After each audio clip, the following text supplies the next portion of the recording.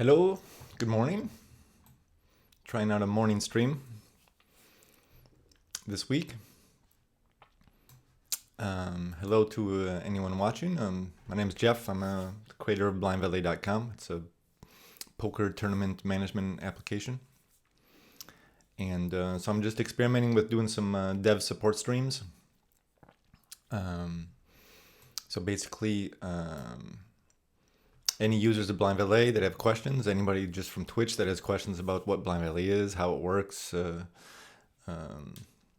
maybe they want to report a bug. It's possible that there's bugs on the application, or maybe even a feature request. A couple of weeks ago, we had a feature request live on stream, and we ended up dropping what we were working on and going straight into building that feature. So that could happen as well. So we'll see. So yesterday afternoon I did a stream and we built a new overlay. First time building a Twitch overlay. I built it with, it's pretty simple so far, but it was built with VueJS. It's been a few years since I used VueJS for a project, so I wanted to play around with that. I'm a full stack JavaScript developer, so I've been doing a lot of work with Angular and React, and so I enjoy trying out different frameworks. So this is Blind Valet's poker lobby. I'm logged into one of my accounts, a little test account, and so if anybody is here from Blind Valet, a user of Blind Valet, and has questions or anything, feel free to ask in the chat. I've also tried out messing around with Nightbot for chat commands and integrating with custom webhooks and so forth. So last night off stream, I was playing around with that and created my first chat command, which is lucky hand. So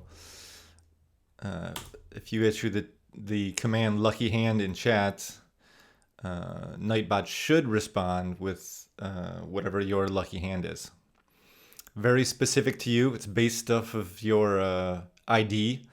And of course, Blind Valet's lucky hand is Jack 9 of hearts, as you see down the logo. So if you try that out, if you try out the command exclamation point lucky hand, you'll see what your lucky hand is. Right now you can't change it. It's based off your ID. So, but that's what it is. So what I added a couple other commands. Exclamation point BV just gives you a link to blindvalet.com. And exclamation point YouTube, I think I had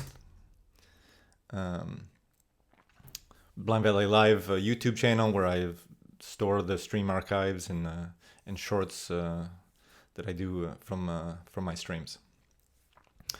So it's pretty fun. So I've kind of cool the lucky hand. Let's see, I basically created a webhook.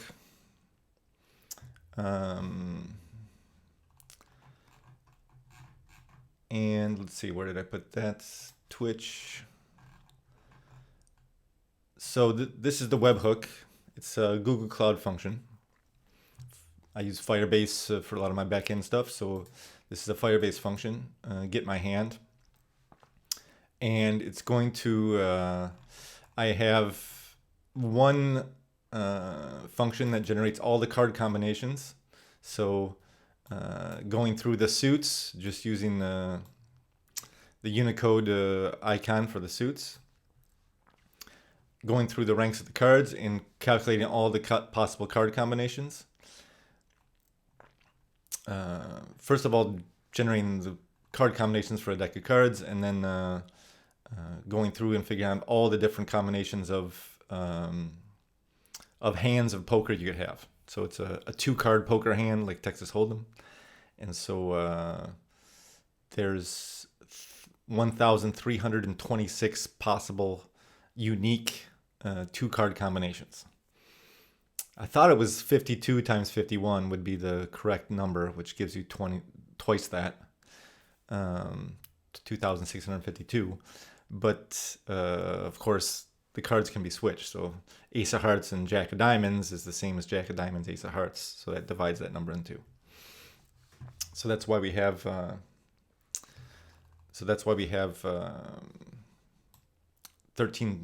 1,326 combinations. And I don't know if you can guess what this code does, this piece of the code. This is where I cheat because my ID, Blind Valet, did not give me Jack Knight of Hearts. And so I switched Jack Knight of Hearts and whatever my combination was to be the Jack Knight of Hearts. So because Blind Valet has to be the Jack Knight of Hearts. So I cheated, and that's my right as a developer of this feature. So that's my forcing Blind Valet to be Jack Knight of Hearts, and then so you'll see if you do your command, you'll see whatever your lucky hand is. Maybe we'll add some ways to change that in the future if you don't like your lucky hand, but right now it's imposed by the system. And so let's see. I think I do a sort so that if it's, like I said, if it's Jack of Diamonds, Ace of Hearts, then it's going to show it the other way. Typically, you would put your bigger card first, so we sort it that way.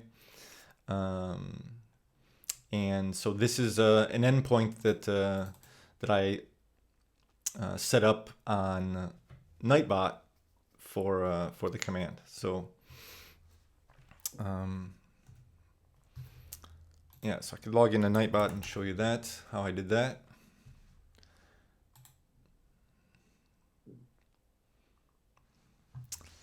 So here it is. It's this is the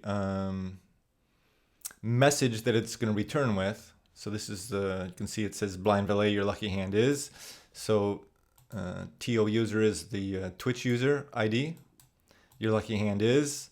And then this URL fetch goes out and calls my get hand cloud function, passing it in the Twitch ID as the parameter. So get my hand comes in. Here's the Twitch ID being passed in through the get query. Gives an error if it's missing. Otherwise, it calls the get cards from ID with the Twitch ID and the card combinations that are generated. So assuming that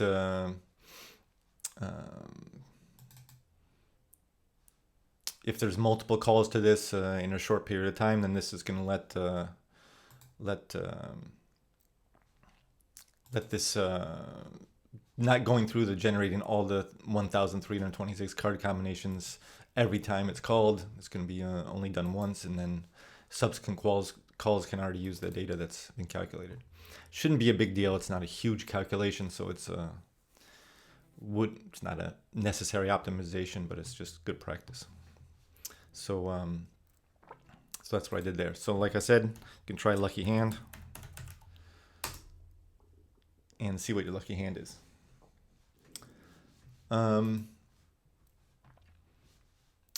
So the question is what I'm going to work on today. Again, if there's anyone coming over from Blind Valet, they can ask any questions, or anyone from Twitch that has any questions or things you want to ask. I've been working on Blind Valet for years now. I'm not sure exactly when the first version was, but it was before 2010. Because I rebuilt it. I rebuilt a new version in 2010. But it was just a side project for a number of years, and it was in 2015 where I really completely rebuilt it, which has the base of the current version that we're on now. And I've been working on it ever since. So right now I do split my time between kind of a day job where I'm mentoring startups in France, and then mostly on Fridays and in the weekend I'll work on Blind Valet and yeah. So today I'm not sure what I'm going to work on. I'm probably going to continue with the overlay. So the overlay should be active.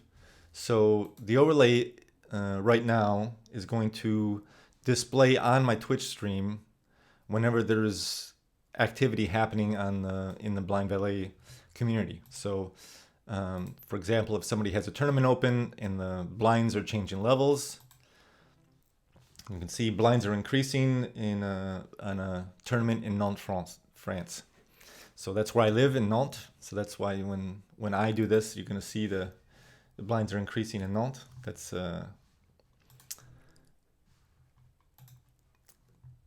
and then we just saw someone changed their clock logo in Japan. So that's a live feed. It's coming from the production version of Blind Valet. So anytime anyone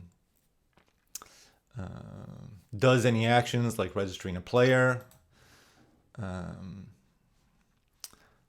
register a new player for this tournament, you can see the player is registered, and that shows up. There should be a faint sound you might be able to hear coming through when that goes on. I didn't want to make it too loud, so it's annoys people, but it just kind of lets me know, because I don't see this on my screen. It's an overlay on my OBS. So that's the first integration, the first part of the overlay I did. And again, so that the entire overlay is built with, this is my cloud function. The overlay I built with Vue. Right now, it's basically just this event message view coming from an endpoint in the Blind Valet production app. So it's we can see how it's done here. So this is the endpoint it goes to, events. Events, we can look in the database and see where that's coming from. No, not that project. So we've got events. And so these are anonymous events coming from the platform. You can see just a new one was just added. So Vietnam, Ho Chi Minh City in Vietnam. There's a tournament going on in Vietnam right now, so that's cool. The app is in 48 different languages, and we've had users sign up from well over 100 countries. So each of these will have the city, country, state. I only display that for the United States right now. And the event message ID, which is the ID for translations in our database. So that I then translate in real time to the message to be displayed. So you can see here, I'm looking up the translations data. When I load this component, it loads all the translations into memory. And then when we want to show the message, it's going to look up that translation by the message ID and put that in the text area. It's going to load the city, country, and state, play the little sound, and then reset a timeout for 3 seconds. So it's almost too short, 3 seconds, but maybe 4 might be better. But for right now, it's set up for 3 seconds, and so that's what we did yesterday on the stream. It's pretty fun, and just a little bit of styling right now. It's not very. I'm not a designer. I can make things look clean, but not beautiful. So I do the best I can. So we got the little pop-up messages going, and like I said, like if we draw the seats for a tournament, then seats were drawn in Nantes, France. We get the pop-up message. So just a fun little integration. And so I think this overlay can become more complex and have a lot more activity and interactivity with the chat, which would be fun. And so I think the next thing I wanted to do is integrate follows. When people follow me on follow my channel to be able to see that pop up as well. And so that's going to entail adding a webhook to the Twitch API, which I just did for the first time a few weeks ago in one of my streams. I added an integration to put this announcement message on both the homepage and in the app. And so that's subscribing to a, I'm not sure exactly which one it is, the online or channel goes online, channel goes offline events. So it's subscribed to those two so that it'll display those. And so we can have our overlay also subscribe to, or also have a webhook for our overlay, so that when there's a new follower, we can display that on screen. Now the way I'll probably do that is I'll have a cloud function that will subscribe, that I'll add as a webhook to Twitch. I'll have that cloud function simply write data into an endpoint in my Firebase database. And then I'll have my overlay monitor that endpoint as my events one does, basically practically the same code, and display the Twitch follow on screen. So that's what I'm gonna work on this morning, and try to remember everything I forgot in the last 3 weeks since I added that feature. Yes, 947-657-87. You have a random and funny question. Go ahead.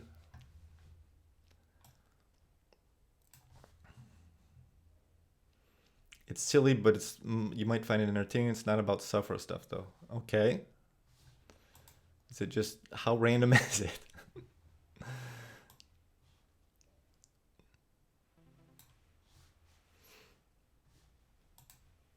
I'm wondering if it's going to be interesting or if it's going to be some weird thing that I have to ban on person.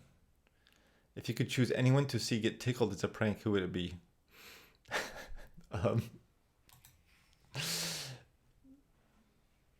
I don't know. That's a great question. It's a great question. Elon Musk? I don't know. Yeah, it's a random question, but okay. You a poker player? Are you a poker player now? You play Texas Hold'em?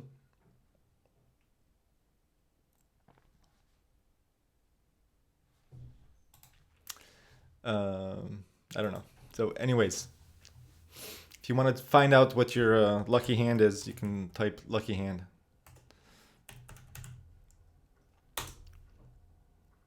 That's the other feature I did yesterday on my actually it wasn't on my stream. I did that last night on the couch. I was playing around and added a lucky hand command, my first chatbot command.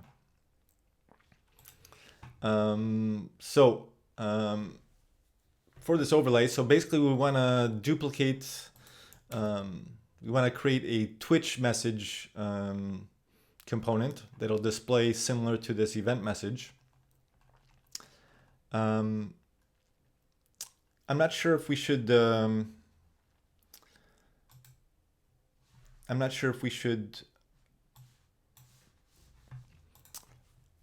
reuse the same component with different properties, or if we want to make it separate. I think there's going to be enough differences that a separate component shouldn't be a big deal. So let's do that. Let's duplicate this.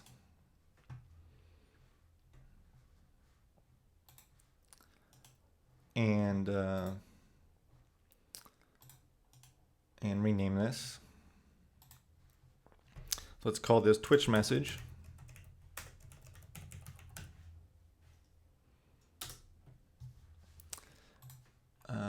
We'll replace everywhere there's event message by Twitch message.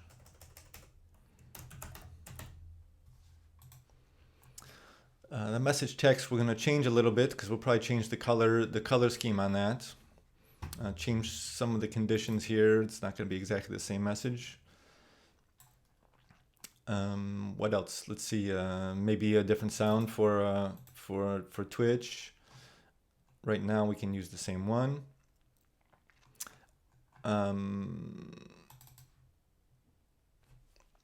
And let's see where we're going to put this in the database. So we'll look at our development database first.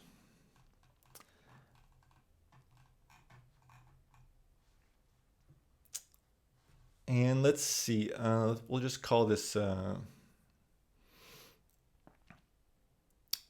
let's maybe put a new endpoint for stream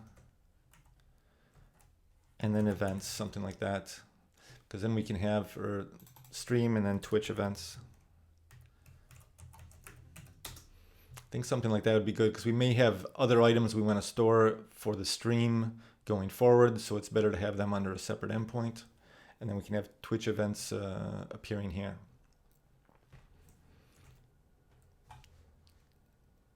So this would be an endpoint stream / Twitch events. We're not going to need translations for this component. So we'll get rid of translations. We'll get rid of city, state, city, country, state. We'll add Twitch ID.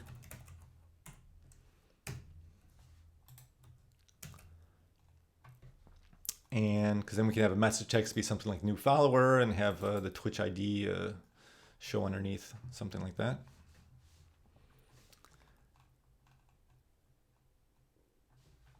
Again, city, state, country we won't need.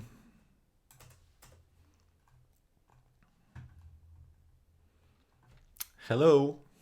Hello, Doubt. Welcome to the Blind Valet stream.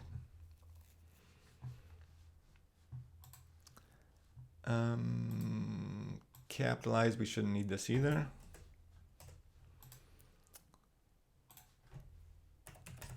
Twitch event received, just so we can do some debugging. And we won't be translating. Let's put this as the message and then the Twitch ID to the Twitch ID. The first lucky hand. Doubt you're the first one to dare to find out what their lucky hand is. King 6 of clubs. Not a bad hand. King 6 of clubs. That'll it's suited, which is good. Having both of the hands clubs, so that's good. King high is a decent hand. It's better than the average. You don't understand poker, but hopefully it's good. It's not bad. It is not great. It's not a great hand, but it's okay. It's okay. Very cool. So I don't know if you were. I don't think you were on earlier, but no. But it's always this. It's always going to be the same. This is a deterministic function. So it's based off of your Twitch ID. So I was showing that earlier, and I built that function last night, and it's unfortunate. I mean, it's not bad. King 6 of clubs. It's a better than average hand, I would say. Better than average. And we're saying maybe down the road there'll be ways to change your hand and get a new hand dealt. But right now it's a deterministic function. So basically, I take your ID, I do a hash on it, and then do a modulus based on the number of card combinations to find out for that specific ID, basically randomly choosing one of the 1,326 possible card combinations. So anyone who does that command, it's determined strictly by their Twitch ID.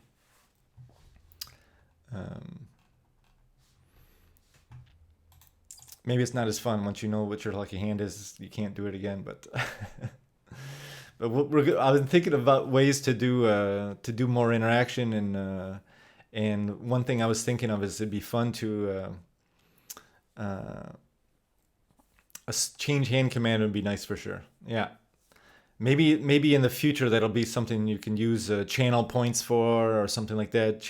Use channel points to change your hand, or something like that down the road.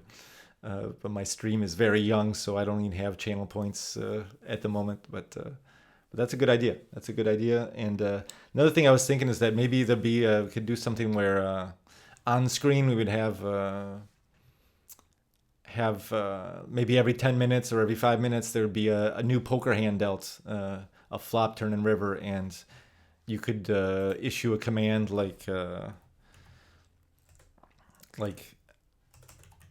deal or something like that, which would deal you a hand of cards, and then you could see the flop, turn, and river, and see if you made a full house or a straight flush or a pair or whatever. So that could be a fun way, and then chatters could compete against each other for to see who gets the best hand. So yeah, I've been thinking about different ways we could do that, and that could be fun. Also, if you look at, I don't know if you're into coding, but this is the full function, and this part is where I cheat for the lucky hand, because if you see the Blind Valet logo has the Jack 9 of Hearts in it, which is my you're a big programming nerd. Okay, great. The Jack 9 of Hearts is my favorite hand. It's the first hand I ever made a straight flush with when I started playing Texas Hold'em, and so it's become part of the logo, and that's my hand. So you can see that when I do lucky hand, of course it had to be Jack 9 of Hearts for me. And that's what this piece of the code does, because I think so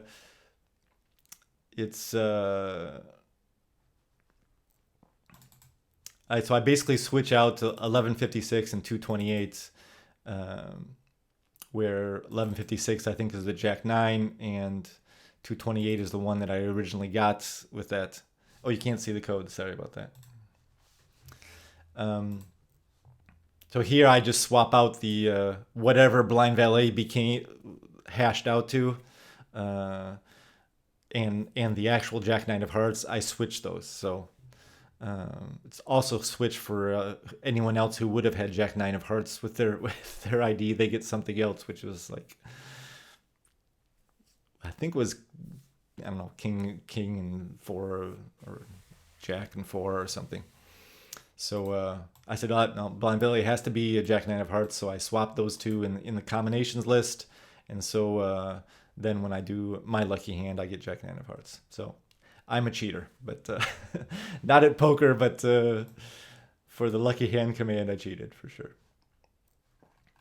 This is just to sort them in order. So your combination may have been six of clubs, king of clubs, but kind of in convention with Texas Hold'em poker hands, we'll show the highest ranked card first. So that's what that does. And like I said, this is a way where I create a hash out of the string. So even if it's a one character ID or a very short ID, it's still going to create a long string of characters, and then I'll convert that to an integer, and then do a modulus to choose one of the combinations. So a player registered, you saw one of the pop-ups. So that's what I actually built on stream yesterday, is an integration to Blind Valet. So Blind Valet is a poker tournament management application, and I have a while ago I built a live feed of events to find out what's happening on the platform. It's kind of a hidden feature. It's not, I don't have it displayed on the app right now, but these are actual events happening by users on the platform as we speak. So people playing poker tournaments right now in Melbourne, Australia, and Ho Chi Minh City, Vietnam, so forth. So they're Japan, Gifu, Japan. So these are things that are happening in Bucharest, Romania, and so these are live events that are coming through. They're anonymous, so we don't know what the user is, what their ID is, or anything like that. It's just all we have is what just happened and what is the city and country it happened in.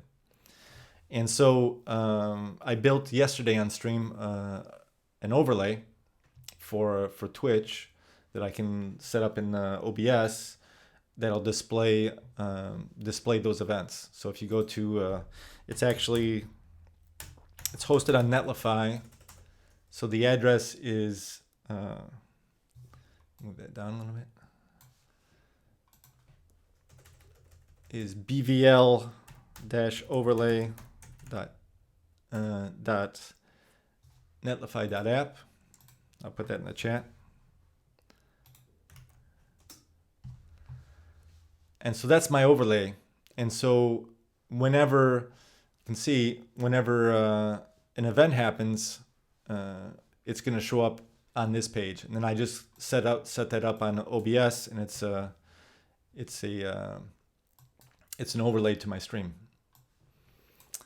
So I just thought that would be kind of cool to get some integration from the actual live app, since we have users playing all the time, and to see that data on screen. It's pretty cool.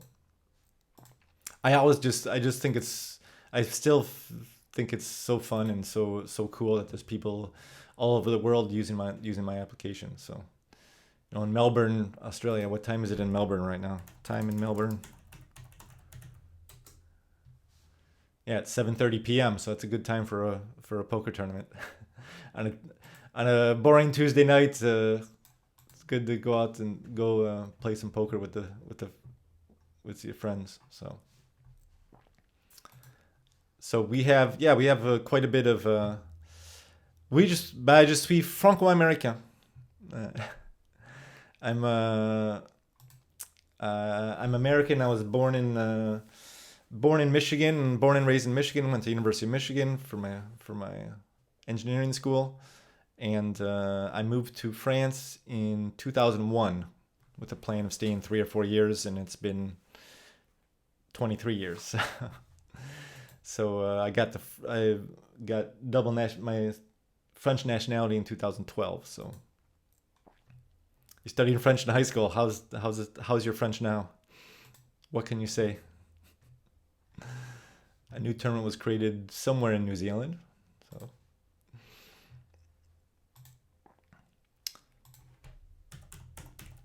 and I have quite a bit of users in France. We have a big community of users in France on the platform, and but like I said, we have people from all over the world. Très pauvre. It's a very poor French. So this is just to give an idea of the activity on the platform. If we look at a weekly scope, we're kind of peaking right now at kind of the top activity I've had on the platform. So we're at 700 poker tournaments a week on the platform. So over 2,000 or around 2,000 tournaments a month. And if we look at participants in those tournaments, I can see we've had our first weeks over 10,000 participants in a tournament. So you were trying to say very bad. Très mauvais, on peut dire. Très mauvais.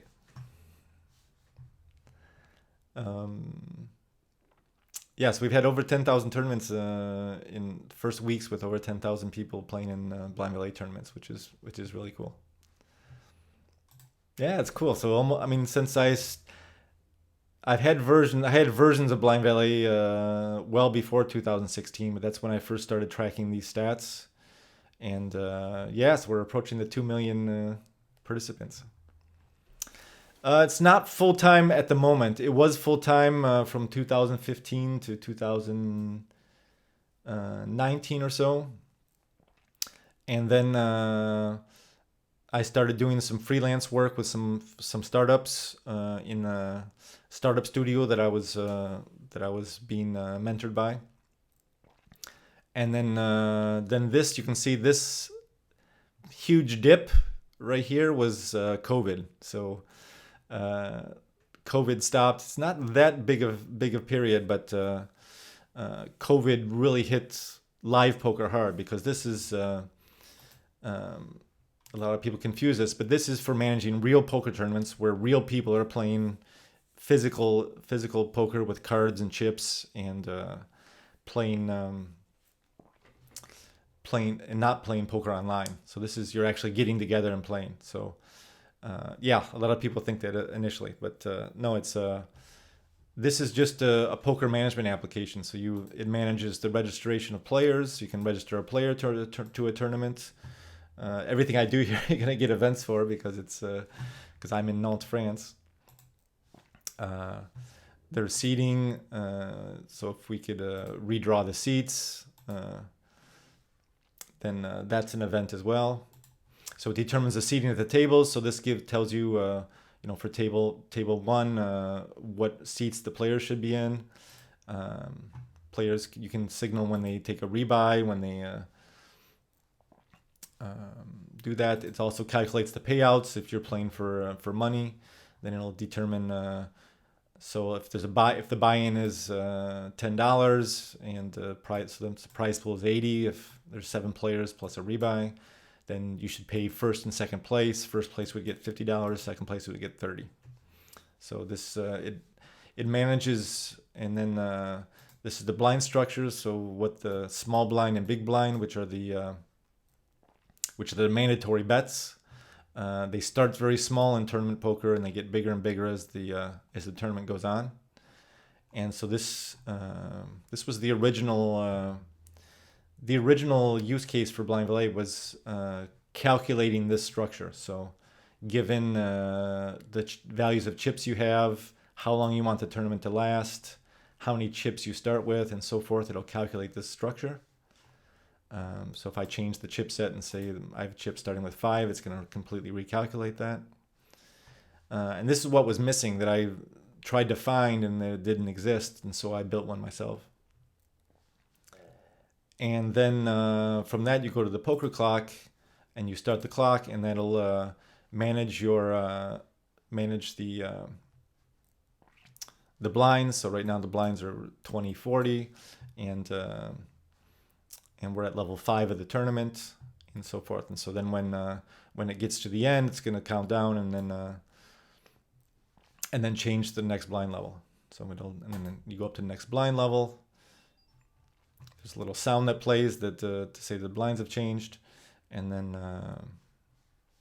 people then have to bet a minimum of 25 or 50 when they're in the blinds. So it's a real poker. In real life poker tournaments. And so when COVID hit, I started focusing a lot more on the web development business and became a partner with the startup studio I was working with. And so ever since then, I've been working with local startups, startups in France,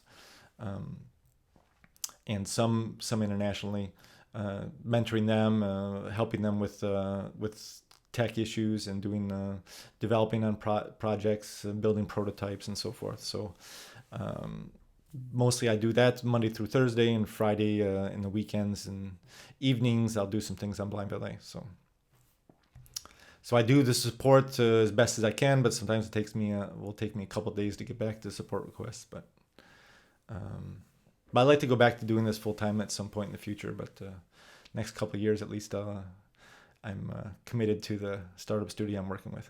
Yeah, almost 1.9 million. So we should probably hit 1.9 million in a few days. So yeah, I'm really proud of that. And like I said, I had users on the I've had the clock portion of Blind Valet since 2010.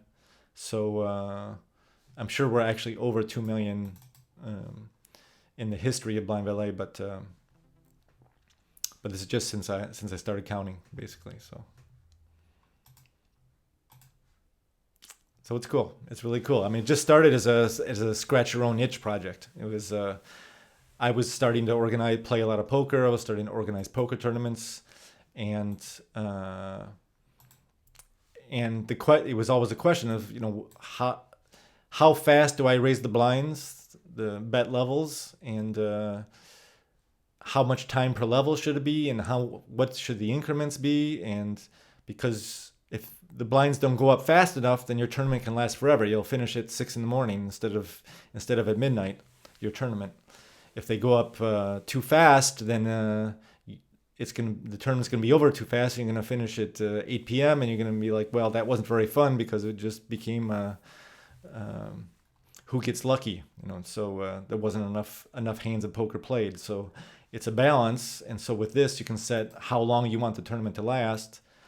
Like if I want it to be a turbo tournament and be 3 hours, then I can change that, and it goes down. You can see to 10-minute levels now.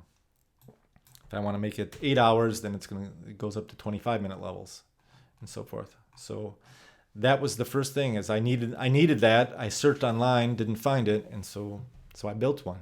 The first version was PHP and HTML application that was just the blind structure creator, and was just free to use. Blind Valet is still free to use for tournaments up to 9 players, and then I have subscription plans for one that goes up to 27 players and adds some additional features, and then another one that is unlimited for the number of players in a tournament, and also adds league functionality. So you can also manage a poker league where you can set up a scoring system for each tournament, and assign points basically to performance in different tournaments, and then you can track across the full league season and to see who the best player in your poker club is. So, because we have a lot of amateur poker clubs that don't play for money, that play just for pride, and maybe there'll be some prizes the club gives out or a trophy at the end of the season, but it's kind of like a bridge club or something. They play for the love of the game. So you can manage your poker leagues here, but subscription required.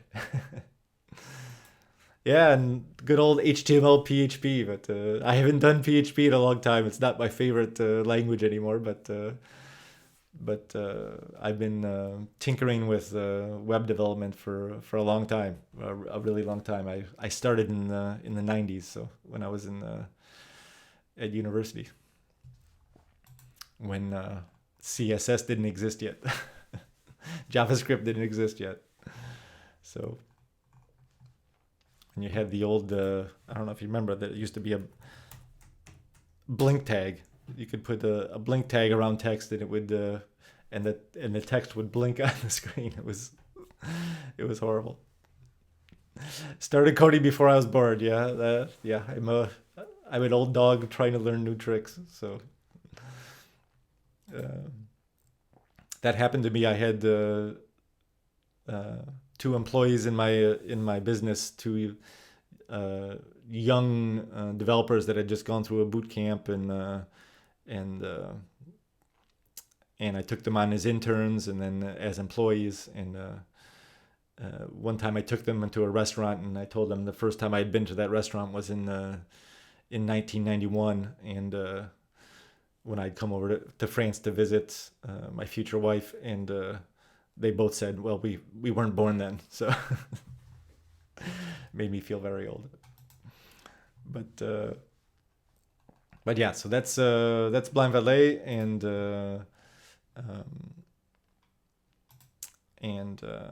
yeah, it's been pretty cool. So yeah, I can see over 150,000 tournaments since I started tracking on the platform. So it's pretty fun. So yeah, so that's the overlay. The overlay is events coming from here. So a new tournament, for example, if I create a new tournament, I get one of those events. And so the idea today was to do Twitch events. So like a new follower to start enhancing this overlay. So I think this overlay is going to grow and become congrats on your success, man. Thank you very much. I appreciate that. It's fun to be able to work on a passion project like this and make some revenue from it as well. So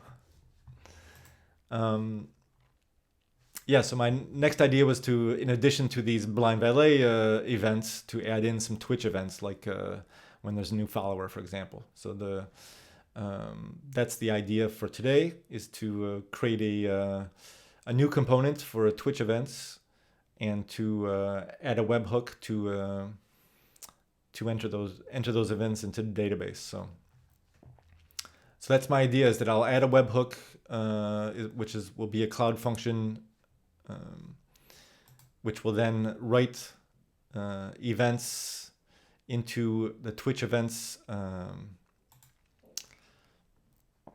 endpoint, stream Twitch events, and then it'll be something like a Twitch ID blind valet and a message, a new follower,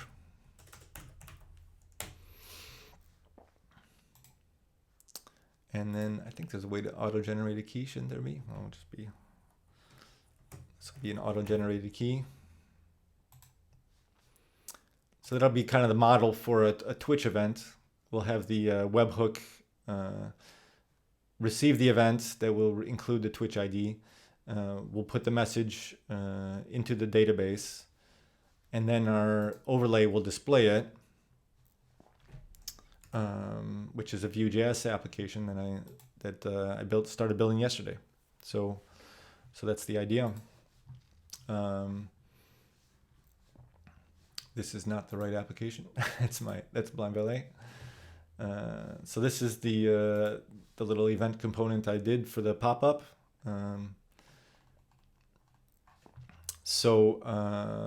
This is linked to the Firebase database, checking the events endpoint, and when there's a new entry, or so when one has been added or changed, because VueJS is nice. Yeah, it is. Next.js is cool too. I've done some work with Next.js. I'm not one of those that is religious to a framework. Blind Valley is built with Angular, which started in 2015 on AngularJS, basically Angular 1, which was much different than Angular 2. And then been doing a lot of work with the different startups, with React, Next.js. We've done some work with. VueJS I did a few years ago an application with, and I really enjoyed it, and so I kind of just wanted to try it again. I haven't used it in a while, so I thought I would try out the latest version of VueJS, and it's nice. Yeah, I like it. So right now it's very simple. Basically got our overlay component, and then one event message, and we're just adding our second component to that for the Twitch message. But yeah, VueJS is kind of nice. It's the first time I used it, it kind of just felt like things worked the way you thought they should. Like I was like trying something and said, "Will this work?" And oh yeah, it worked. Okay, does this work? Oh yeah, it works. So kind of my first guess often seemed to be right with VueJS. So it kind of worked. My brain kind of understood it, I guess you could say. But at the time, I don't think it was mature enough for. This was maybe, I say 3 years ago, maybe a bit more, but probably wasn't a mature enough framework for a big production app with a lot of users. So I think Angular was better suited then for that. maybe still better suited for that, but VueJS is nice. And so this is a nice little project to play around with it. Yeah, so I was just basically I copy pasted the event message component and converting that to one called Twitch.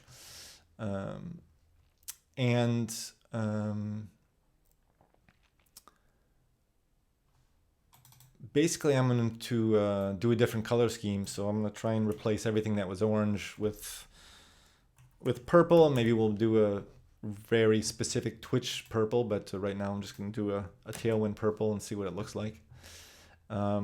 Change the endpoint to stream Twitch events.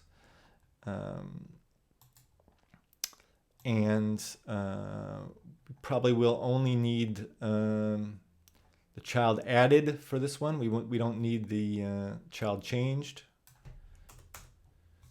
I'm not sure why it's not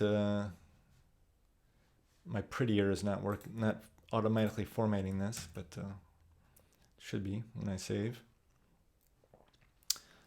Twitch hadn't received. I set, assuming I'm going to receive a message and a Twitch ID for that, and then it'll do a set timeout, and maybe want to make it a little bit longer of a display for a follower than I would for a Twitch event than I would for the Blind Valet events. Right now there's going to be a lot less of them. I think I have 22 followers since I just started streaming, but maybe at some point I'll have Twitch events coming in on a regular basis, but right now they're more rare. And so this is before unmount is basically just saying when this component is unmounted, then we're gonna call off, which will take away these the on-child added monitoring for this endpoint. So we don't want to keep monitoring and keep receiving events from the client if this component is no longer displayed. So that's what that's doing. And right now it's supposed to play a faint sound. I'm not sure if that's working or not. It's one of those things that's a bit plain sounds on an overlay is a bit complicated because it requires user interaction. Most browsers now you have to have user interaction with it for it to actually play a sound. And so for the overlay, sometimes I'm not sure the sound is coming through or not, but because usually there has to be some kind of a user-initiated action, like clicking a button or so forth. There is with OBS a little button that says interact, so I guess that does interact with the overlay. Not sure how well that works or not, but I was hearing the sounds earlier. Now I don't seem to be, so I don't know. Maybe that's just me. So I think this looks pretty good. And before we even go to on-child change is no longer used. Before we even go to another thing I might want to do is change the positioning of this. If we have a Blind Valet event and a Twitch event at the same time, we want to be able to show both of them maybe. So maybe move this one down from the top, still keep it on the right. We'll see if that's enough, but that's that. And so we could test this. I think the server's, the local dev server is running, right? So here's our overlay. Let's see how we can do this. This overlay, and then if we put our dev database here, and actually I actually don't have this one set up for dev. Everything's on production, which is not great, but let's go to the production database. Hold on.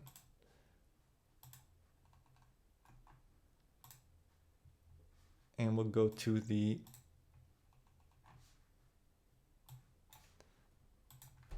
stream/Twitch events endpoint, which won't exist.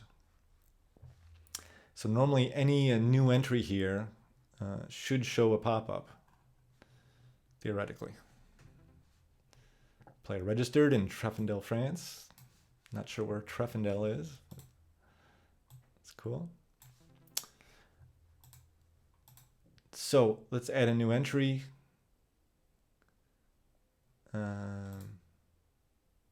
Auto. Okay, that's good. And then we'll add in message, new follower,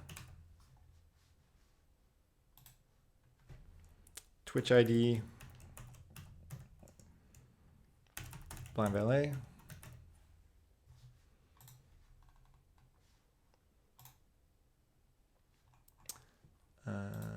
Thought that was set for auto. Let's just put a random string in for the ID. We don't care about the ID. Of course, I'm showing. I was showing the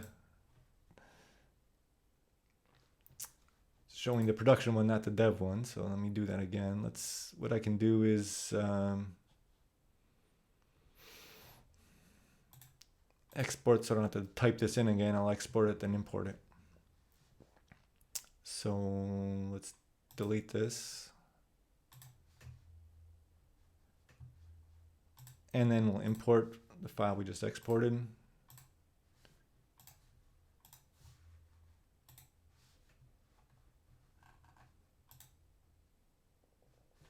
So I create an entry. Oh, of course.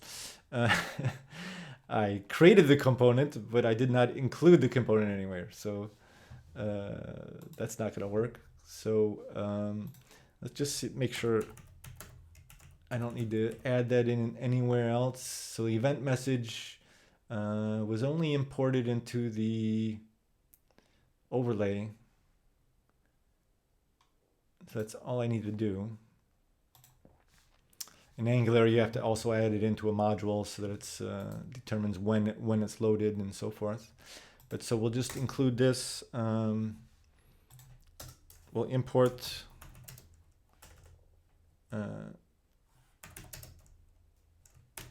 Twitch message, and then we'll use that Twitch message component in the overlay.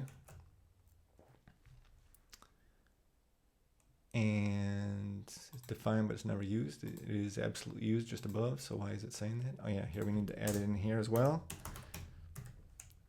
This is where it's telling it to be part of this. This component is part of it. So now it's there. So now it should work if I do that again. If I delete this and then import.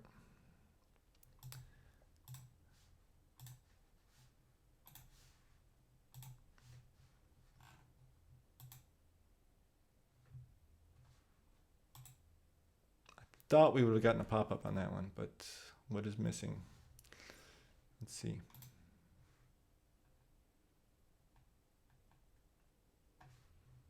So we didn't need we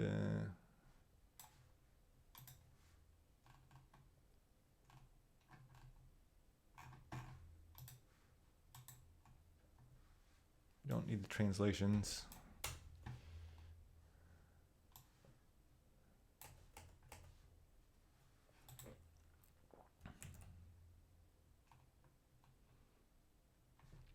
Twitch events. Oh yeah, I was doing a for the events query. I was using a timestamp as well, because when you load this and you load an endpoint on child added, if you already have entries previously in the database, then it's going to give you one event for each of those already there. So that's why I set this to read after a certain timestamp. And I should probably do something similar. something similar with this Twitch event. Okay, so we have some errors, but that's fine. So probably add a timestamp value here as well. Timestamp, and then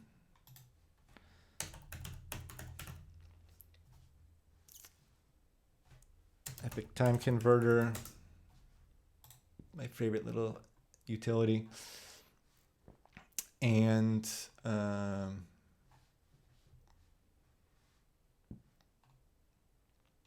so I think this is the current timestamp for right now. And then we need to add 3 zeros because JavaScript uses milliseconds, not seconds.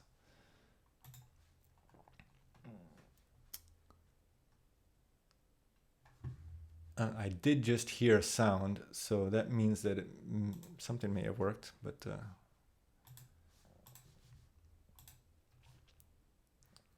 on value is defined but never used. So let's get rid of this.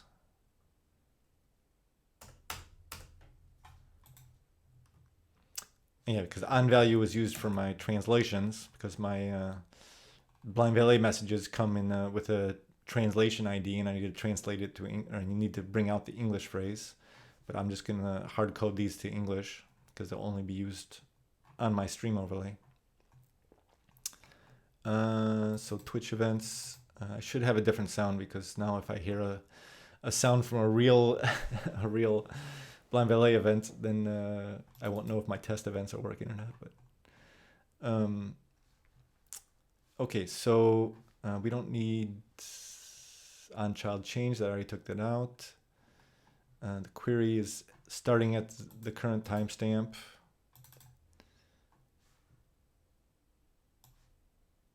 And let's do for right now, I'm going to add in minus 1000 times 60 minus times 60 times 3. So I'm going to get basically any timestamp in the last 3 hours, any event in the last 3 hours. That's what that's saying. And here we go. We got something working. So there's a new follower message. So you see when it reloaded this, if I reload the page, I should get another event because I'm saying anything in the last 3 hours, not from the current timestamp. So I didn't see the Twitch ID, so I'm not sure about why. This .twitch ID, is equal to Twitch ID. Oh wait, because I'm not displaying it anywhere yet. So this should be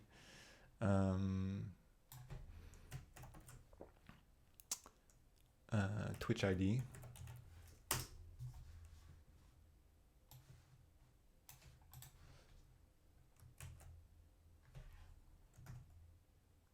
New follower, blind valet. Very nice. So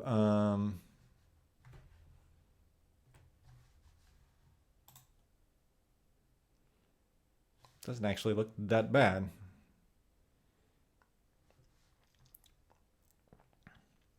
So if it's covering the whole screen, it's going to be kind of in the upper right corner like that.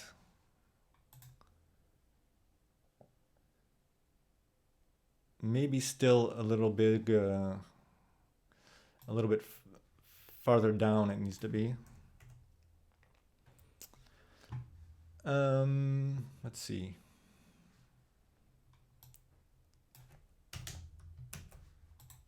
Okay. So that part is working. So it's when I get an entry in there, then I should get the event. So that much is working. So let's try adding a new one just to make sure that what we can do is export just the data from this particular endpoint. And it'll be the same message, but it'll be a different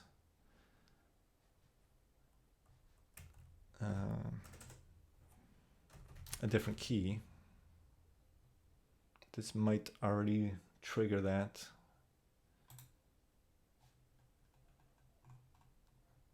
I'm not doing change, so that's not going to work. So let me delete this all and re-import.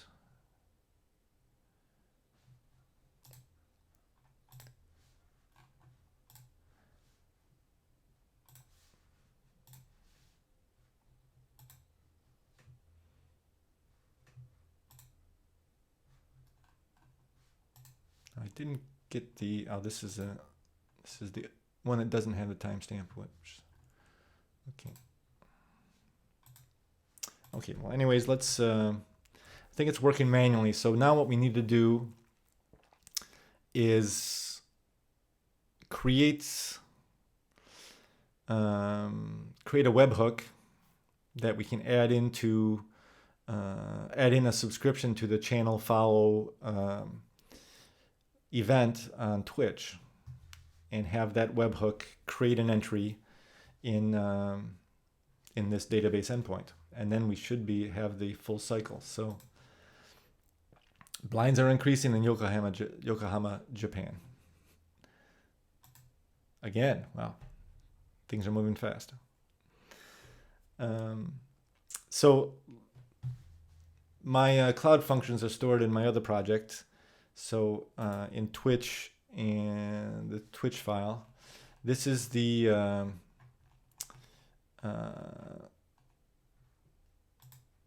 code that's for the Twitch event sub. So when you do a sub to one of those events, it's going to go through a handshake process so that Twitch can verify that you're able to properly handle their events. I figured that all out in an earlier stream. This is you can see it's setting value in my Blind Valley database at the announcement entry. Again, I've probably showed this several times, but this event showing that I'm live on Twitch right now, this little announcement comes from this webhook. So the idea is that we're gonna do a similar one, but for a different type of message. So here they're doing, if it's a notification, so if a new event is coming in, then process it that way. Here the subscription type is stream online. Here it's stream offline. So basically I'm going to be using the same subscription and adding in a new one for if notification subscription type equals, I believe it's channel follow, but I'll verify that. And then what I'm going to do is have to get some information out of this event to get the Twitch ID, and then we'll do a set like this.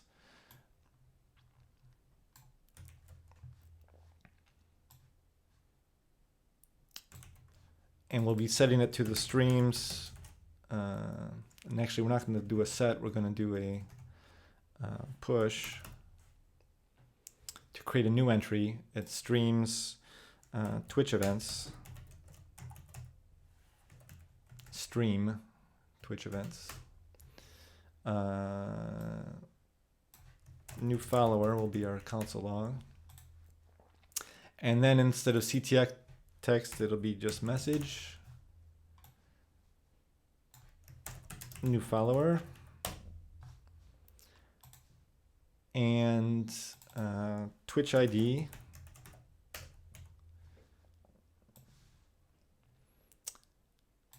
And so we'll have to figure out how we get the Twitch ID. So we could just hard code that for the moment as a placeholder. And then we'll put in a timestamp here.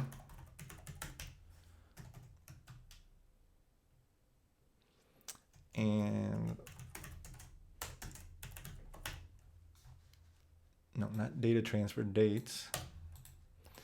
date now, timestamp. And so something like this. So channel follow comes through.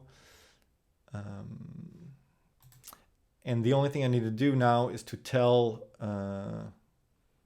first of all, to figure out how I get the Twitch ID. I don't know that yet. And how to, and then I need to subscribe to the channel follow event, which I'm not currently subscribed to with this webhook. So let's look at the Twitch developer, Twitch.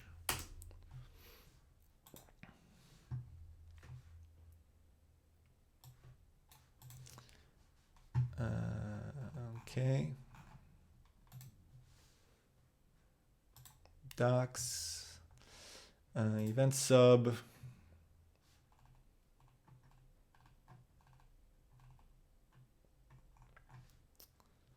Let's do channel.follow.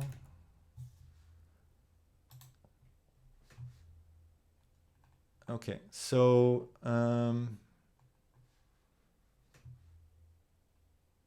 it is channel.follow. Callback, and you get the notification. And so you get the user ID, user login, username. And so I guess it's the username that interests us in the event.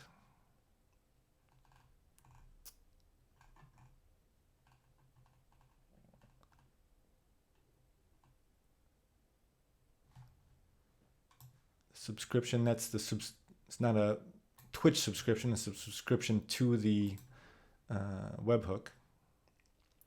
And so that's under subscription, and we want to look under event for user underscore name.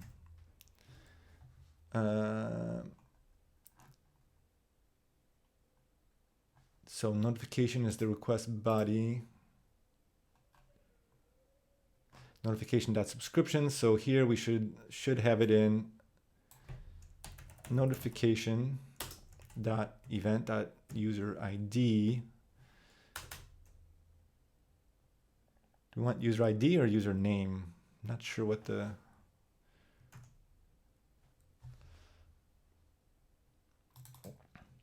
I guess username is how it's going to be displayed, capitalized correctly and so forth. So that's probably what we want. Username. I said Twitch ID, so that's probably why they put ID, but could use the username.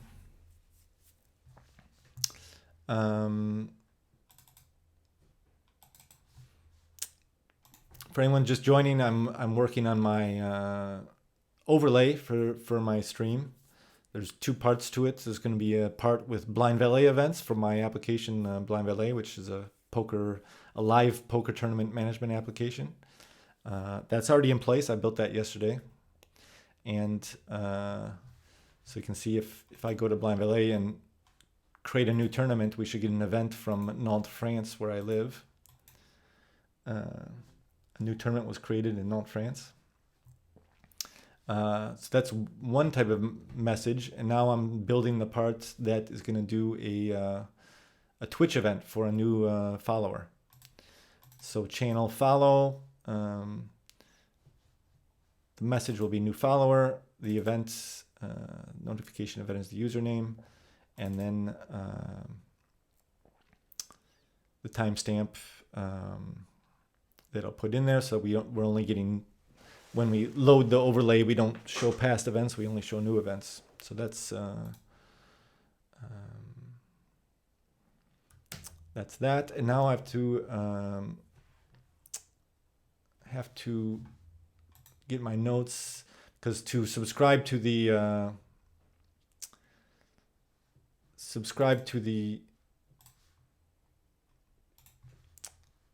event in Twitch, you need to do you do that with an API call. So I think I'm just going to do this off screen because I have some private info in there. So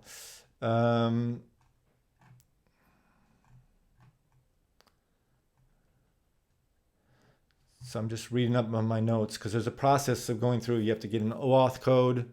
You have to, once you get your OAuth code, then you have to use that to then subscribe or authorize, and then you have to subscribe. So let's see, list event subscriptions.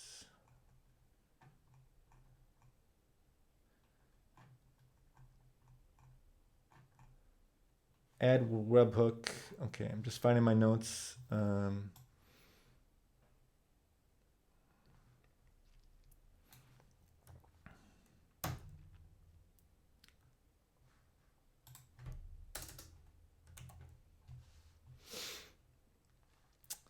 Okay, so I've got, I may have to re-authenticate and go through that process right now, but I've got the subscription for message to subscribe to the webhook. So I'm basically going through the process of subscribing. So handling webhook events, managing subscriptions,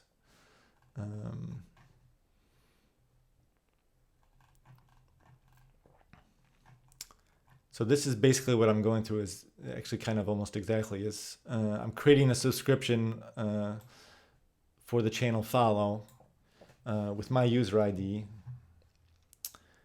So type is channel follow. So I'm going to put that in. I'm doing this offline because it has all my secret keys and so forth in the command. It's a version 2. Condition broadcast user ID, and so I've set that to mine, and the moderator user ID is mine. Transport method is a webhook, right? Callback. So this is now the address of my cloud function that I'm putting in here. Right now I'm putting in for my development server. After we put it in for the production server as well, once we have it working and deployed. So I'm going to try that in the command line. So I'm going to open up a new terminal window. And we'll take that off screen. And run.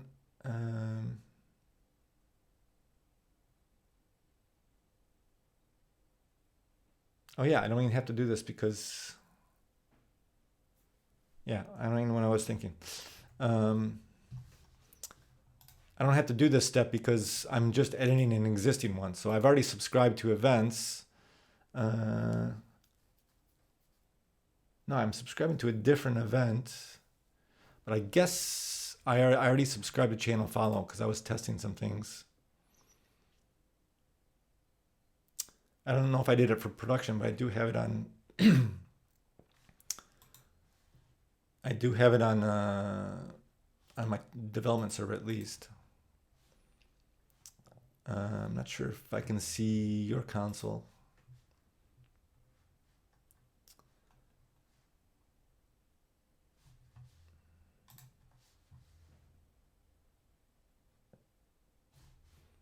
Another thing, I'm not sure if that's going to show any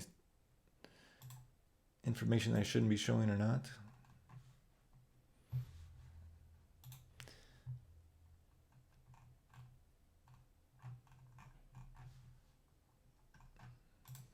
Dashboard.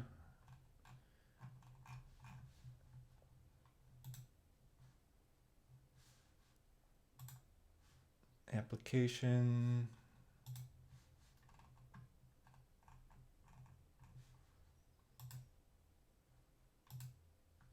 I'm not sure where I see all my webhooks, but that's okay. So the webhook is already on for channel follow, at least for the dev server. So now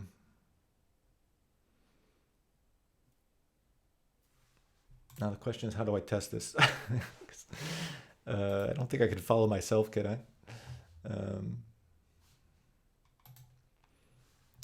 if there's anyone watching that wants to do a new follow, or if you're already a follower, unfollow and then follow, that would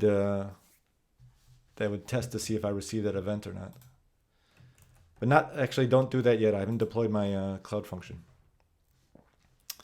I need to deploy the cloud function. I forgot about that. So I modified it. Let's see, where is that?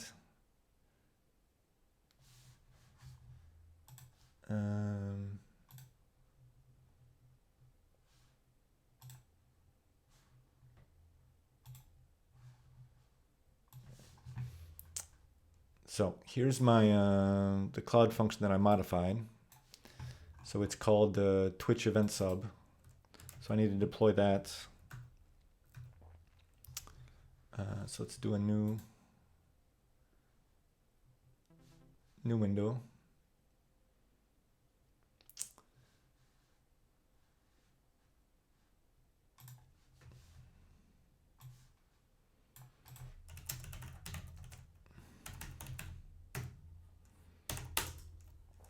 And then we'll do, make sure I'm using the right version of Node for this. And then we'll do a Firebase deploy. Only functions.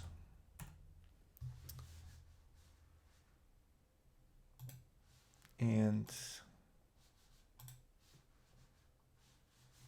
just a second. And then Twitch event sub.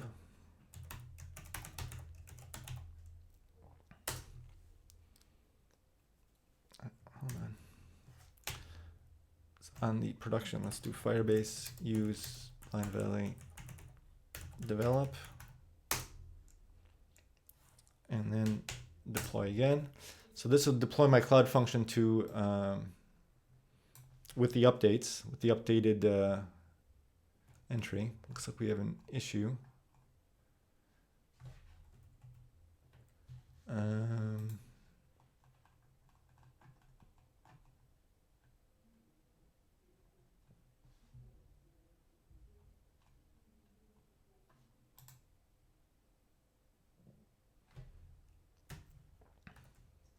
Yeah, I was just missing a close brace.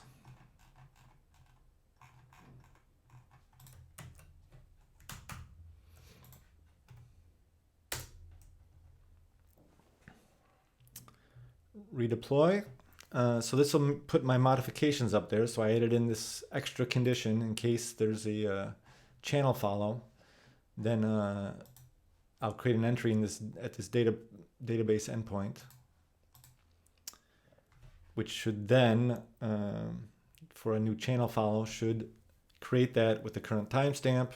That should be after the date that I'm looking for, and we should see that entry come in. Theoretically, that's how it would work.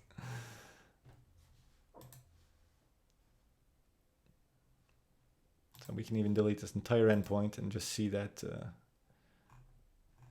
come in when it comes in.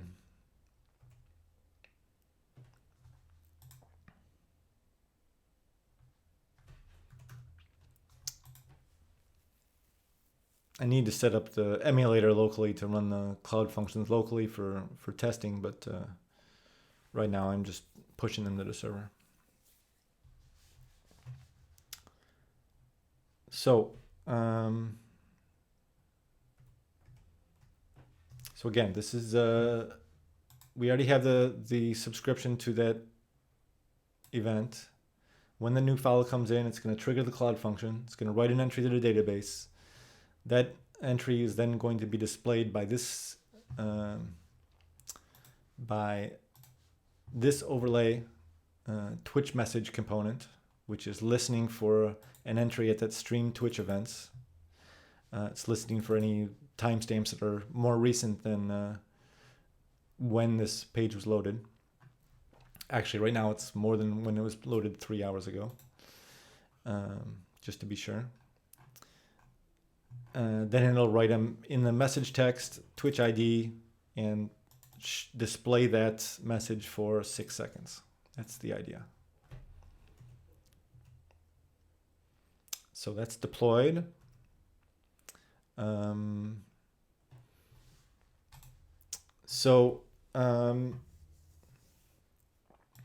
there's anyone watching that could follow me, you can unfollow if you want, but if you could follow me, and I can see if that Twitch event comes through.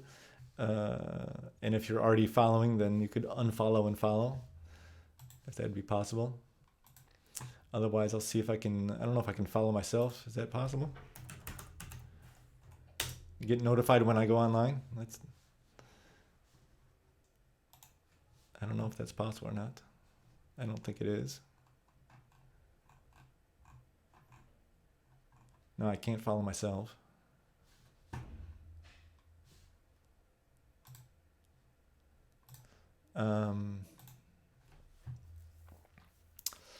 Or we just go with it, and we'll see when it comes through. But what else could do to test this? Generate test. L'agent car 44. I just unfollowed. Okay, and can you follow again? L'agent car 44.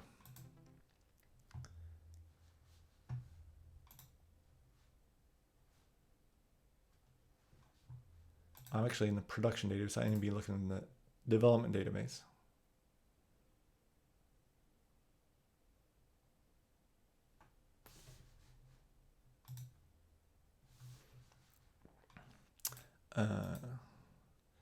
I don't know how. Should be a button follow right underneath my. If you're in full screen, it might not work. You might have to be in. There should be a follow button right underneath the video.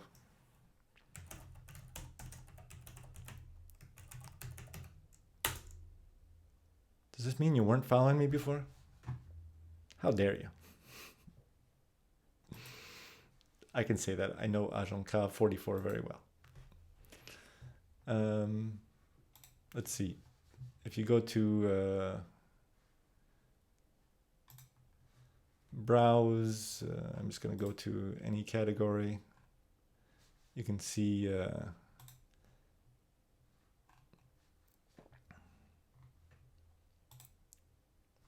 should be a big follow button right there.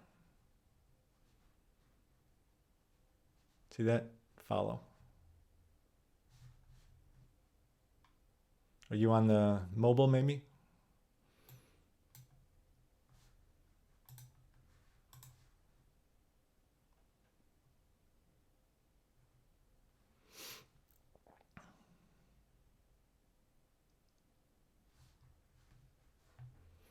On mobile.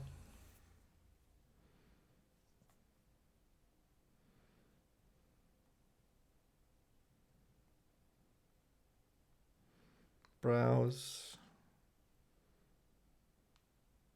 I think you're my only viewer right now, so it's fine. No pressure.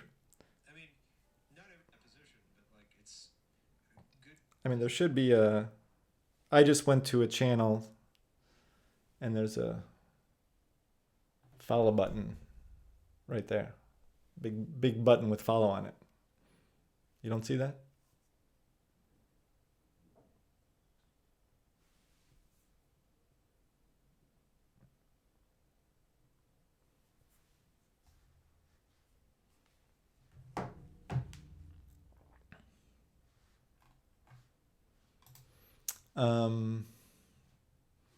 So in the meantime, I'm going to open up the Cloud Functions. Ah, look at that. New follower, L'Agent K 44, with a timestamp. Beautiful. And I didn't see if it worked on my pop-up, but because I didn't have the window open. But should have shown up here. But it worked. So I got the follow. So I now just have to make sure that I have the same subscription for production. Let's see. No. Terminal, window.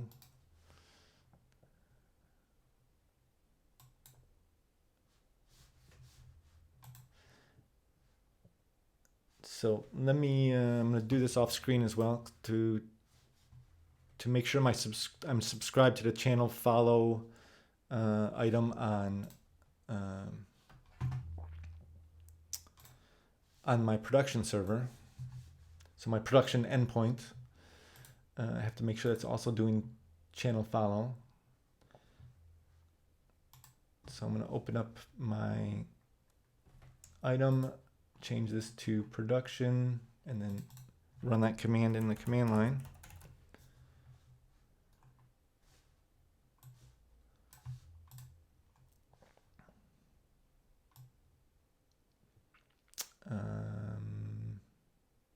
Channel follow, there we go. So let's run that one. And it had not been done, so that's good I executed again. So total of 6. That means I have 3 subscriptions for dev and 3 for production, which correspond to stream online, stream offline, and channel follow. Should all be coming through.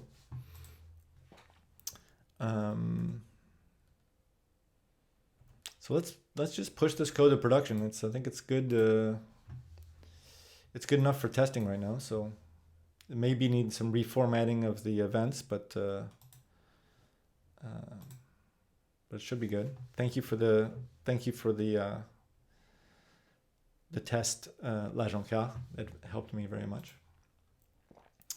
So let's see. What did we do? We added Twitch message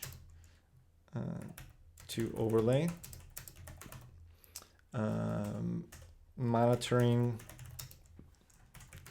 stream events, Twitch events,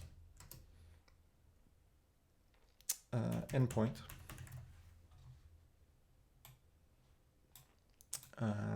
To display a new follower. To display a Twitch event message.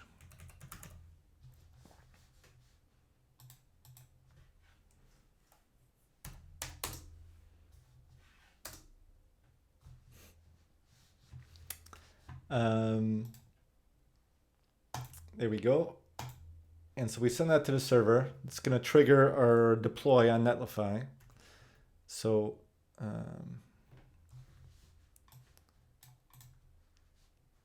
if we go to our Netlify platform, so static file hosting platform I really like, that I use.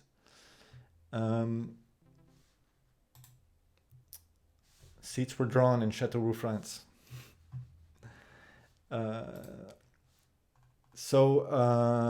Here it's building. So you can see this is the push I just did. So that's building to production. So theoretically, we're going to have channel follows are now going to be appearing in our overlay. Let's see what other types of events we could add to this. But okay, so that's been deployed.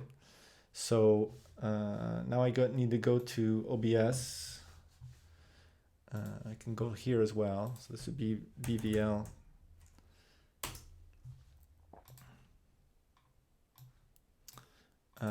So that's the current version of the overlay. Should be. There's no way of knowing. But and then go to it in OBS and do refresh from cache. So refresh that and do interaction to make sure, so it should get the sounds coming through. And then tournament has started in Châteauroux, France. People playing poker on a Tuesday. What is this? People are on vacation, I guess. L'Agent K, if you're still watching, would it be possible to unfollow and follow again? so that we can see if that event comes through.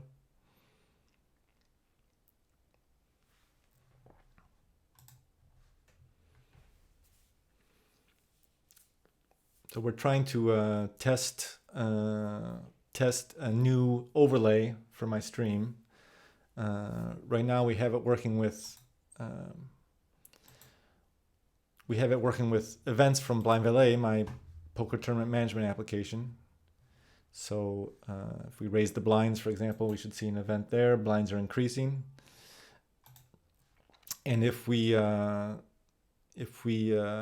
do other operations like seating, redraw seats, that should say seats were drawn. So we have that integration working, and we've just added a new function for when there's a new follower to the channel. So if there's anybody watching that wants to try following this channel just to see an event, you can unfollow if you want afterwards, but just to see if the event comes through, that'd be great. I can't really test that myself. So we'll see if that comes through. The next time we get a follower, we'll get a test. But developer Twitch event sub simulate events, test webhook events. Okay, so maybe we can do that.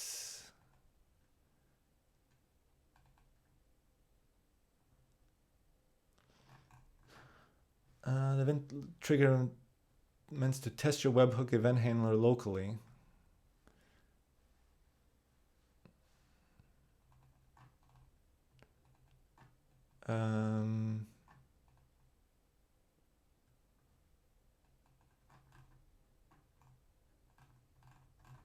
I can't do the channel follow with that one, so I'm not sure that helps.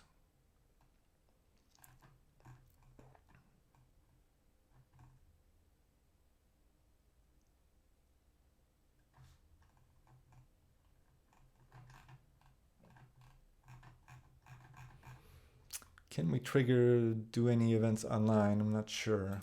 Not sure that's possible.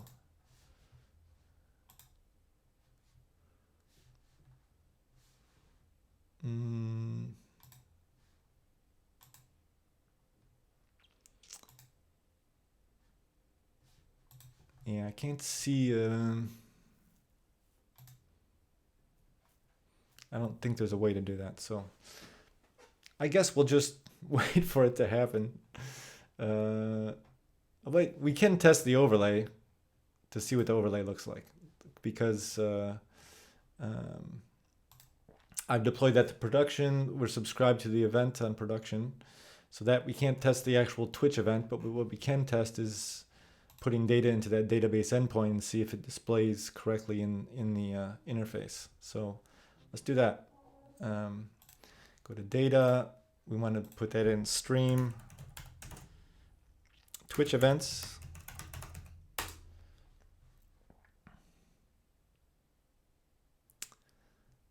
Another thing I need to do is change the overlay, because I had it set for a 3-hour buffer just for testing, but I don't need that anymore. So this 3 hours I should remove. So this current timestamp is set at when we load the overlay. And then it monitors for any new entries to stream Twitch events after that timestamp. So let me remove 3-hour buffer. Misspelled it, don't care. So that should redeploy. In the meantime, we can create an event, start creating an event. So we just give it any key, doesn't matter. We give the message, a new follower. We put Twitch ID, Blind Valet, for example, and then the timestamp, which we want to set to right now.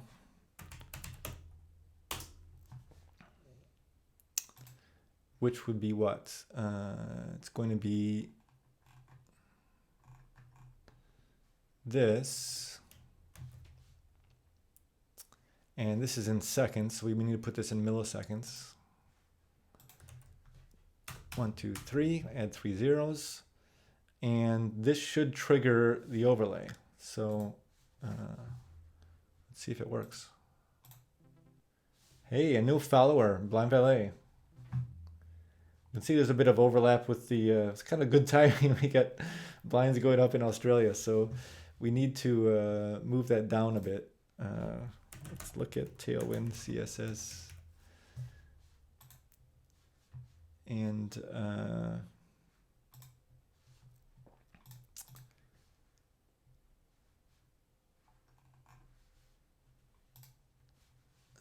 where's the search? Here we go. Top.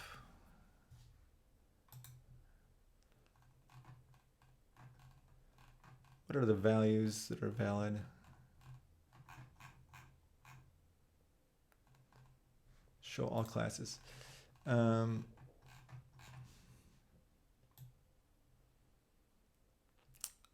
I think I put it to 48 right now, the top down. So let's do 60 maybe.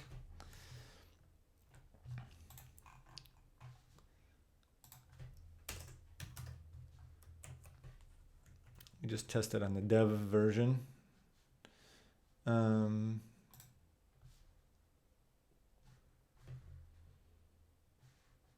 So we need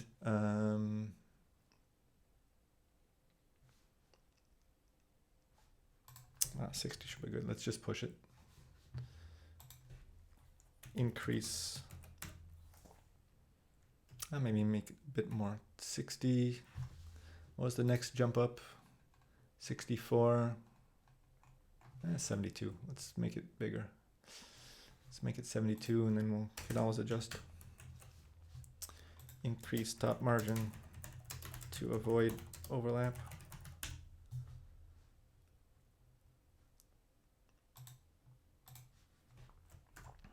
So that'll redeploy and we should be good. Let's create another.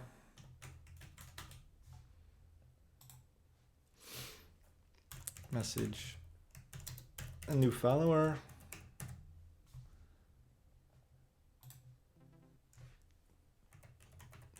Player registered in Genoa, Italy. Twitch ID.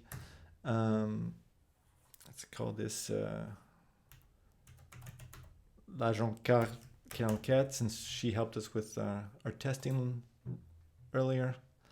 And then timestamp should be again today's right now's timestamp.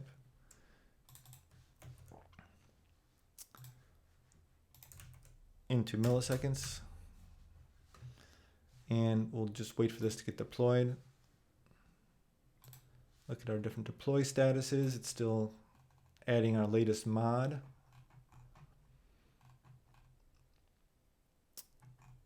So as soon as that's done building, we'll test that.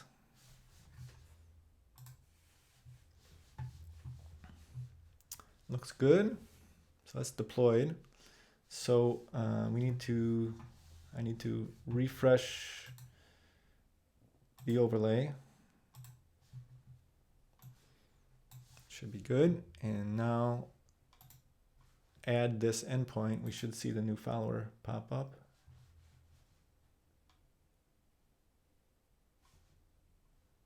And we didn't, which is strange.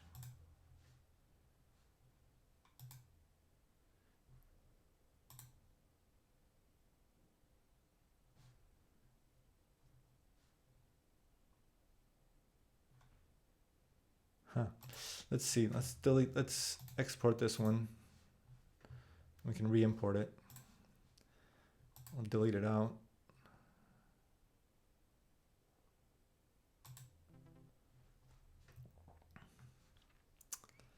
And then we'll import it.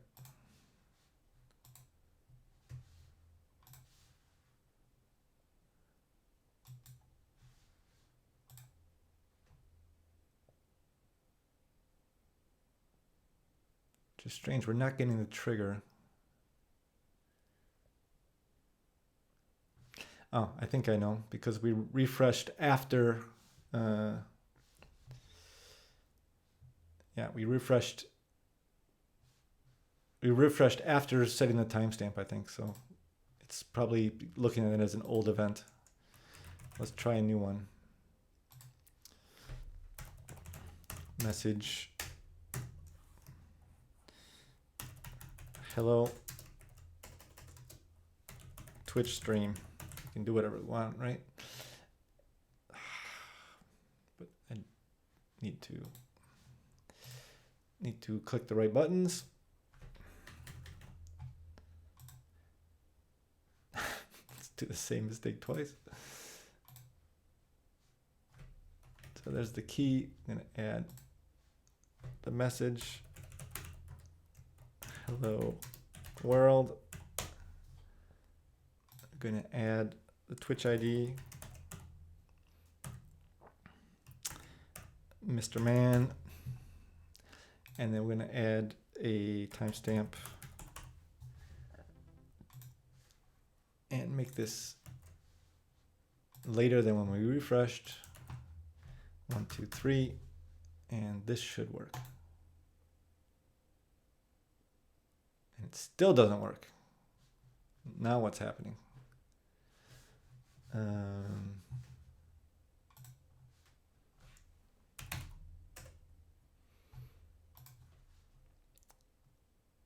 Let's run this here so we can see if there's errors in the console. Looks good. I'm not sure what's happening.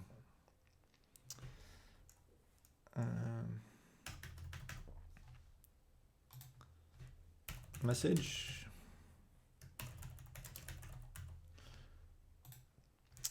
Twitch ID.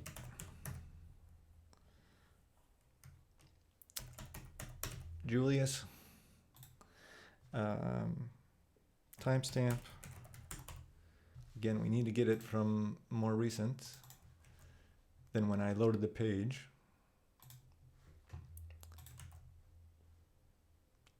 And adding that in should pop it up. And for some reason, we're not seeing it.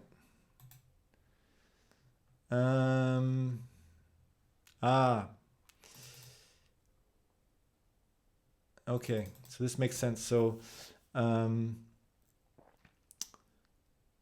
as this database is flagged as a production database, you can't, it doesn't let you do inefficient searches. So I'm ordering all the Twitch events by timestamp and only looking for later versions of the timestamp. Because I did that, I need to have a index on the timestamp field of the stream Twitch events endpoint. Index is a database term for it's an optimized way of searching based on that field. So it's kind of like a pre-sorting based on that. So we need to add that to our security rules. I'm going to do that off screen because just security related items, it's I prefer to not do it live on stream. So so let's see. So I need to add in to my security rules stream, and then underneath stream we add in Twitch events, and then underneath there we're going to say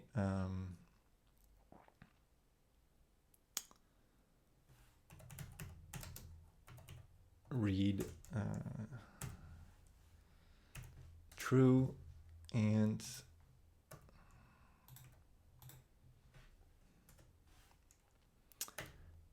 write false.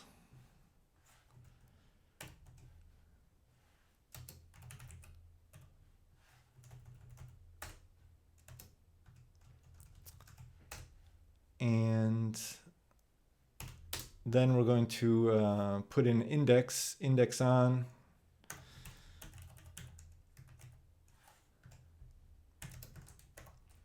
and add in the field timestamp.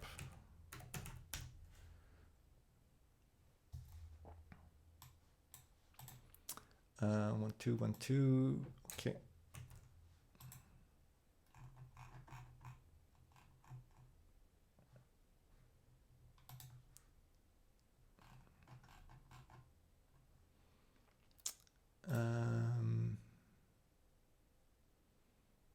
Got a little error.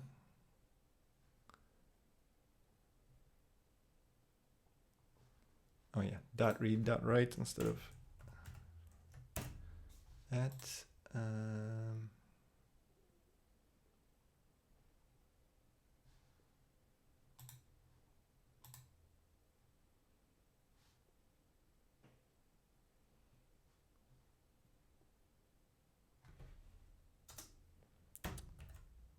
Sorry, just a second. I'm just okay,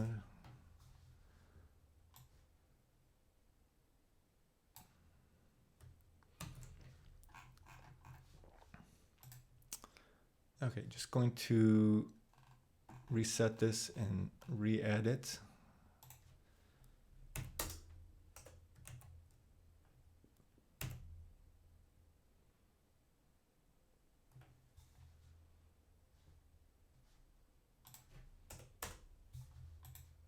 Something about it doesn't like what I'm doing here. Stream, Twitch events.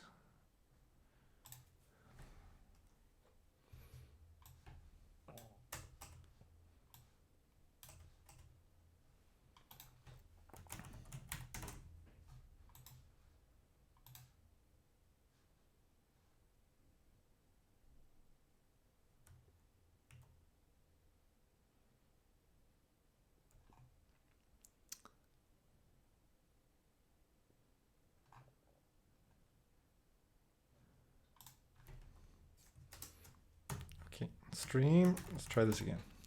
Stream. Sorry about this. Not very interesting when I'm off screen, but let's make this read.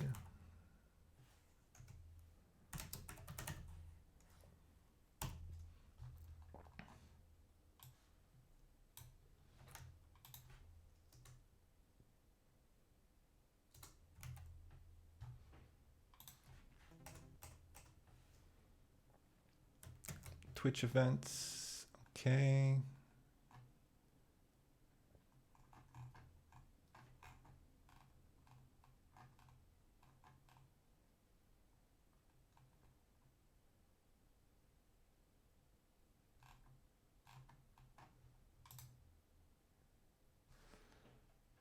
So let me just show you. I'll show you what I'm working on off screen.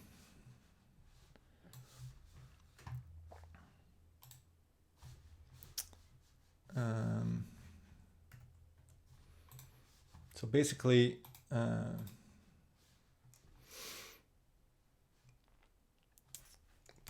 security rules look something like this.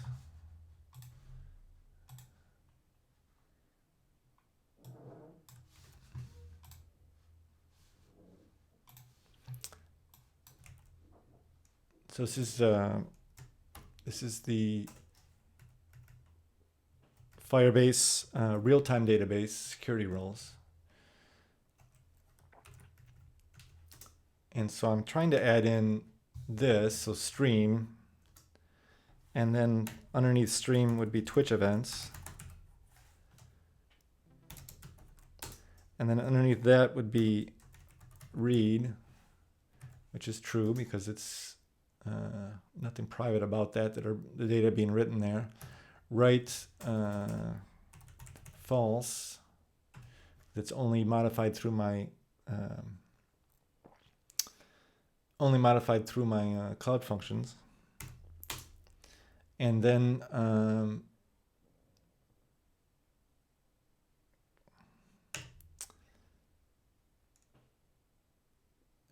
we want to add a index on.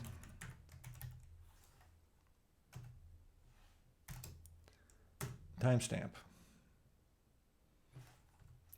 And then close that bracket.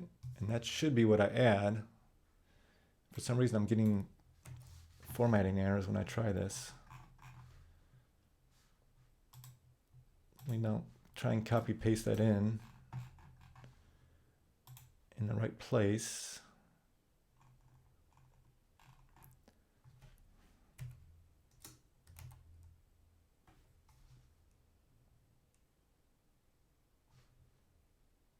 Ah.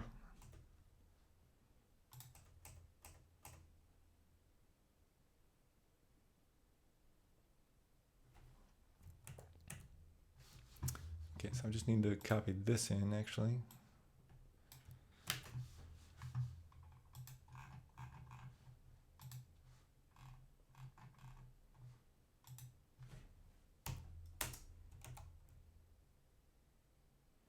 And it doesn't like that. I don't understand why it doesn't like that.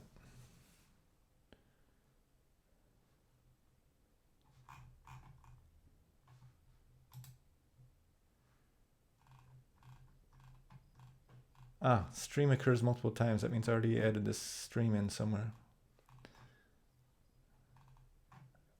Ah, okay.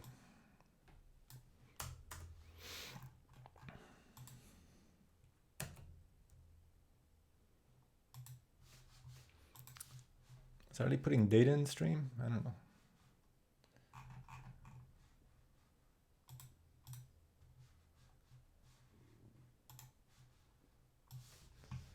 So,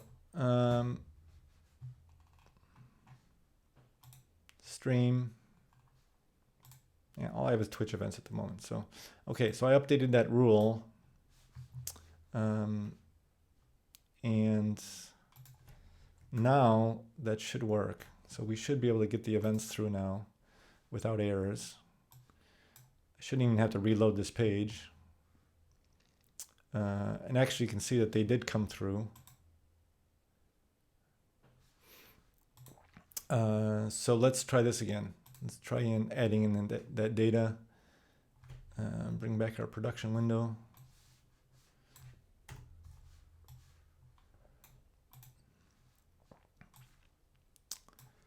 Okay, so Twitch events, let's add a new one.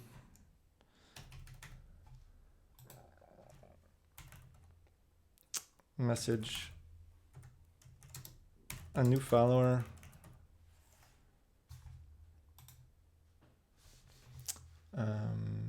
No, I shouldn't have to refresh. Twitch ID, Blind Valet, and timestamp. Let's get the current timestamp in milliseconds, and there we go. A new follower, Blind Valet. And that should be 6 seconds instead of 3 like the other one. Sorry, I wasn't even showing any of that on screen, but there we go. But it worked. So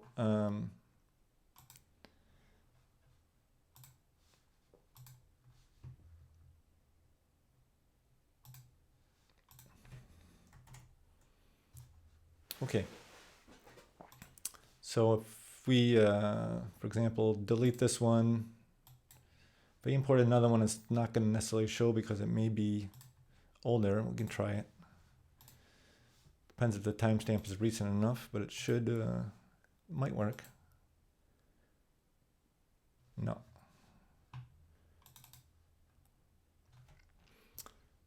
If we make this much, much later timestamp and then delete it and import it, it should work. Export it and import it.